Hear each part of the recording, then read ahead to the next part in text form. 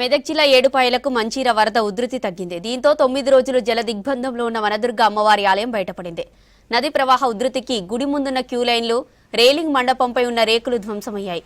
భక్తులు దుస్తులు మార్చుకునేందుకు వేసిన షెడ్డు పూర్తిగా కొట్టుకుపోయింది. మండపంలో గ్రానైట్ దెబ్బతింది. ఆలయం మండపం మొత్తం మట్టితో పేరుకుపోయింది.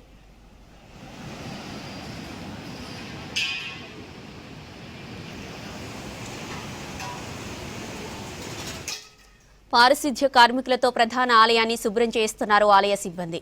సింగూరు నుంచి ఒక గేటు నీళ్లు వదలడంతో 2 రోజుల తర్వాత అమ్మవారి మూల విరాట్ దర్శనం కల్పిస్తామని, అప్పటి వరకు రాజగోపురంలో ఏర్పాటు చేసిన ఉత్సవ విగ్రహం దగ్గర అమ్మవారి దర్శనాన్ని చేసుకోవాలని చెప్పారు ఆలయ అధికారులు.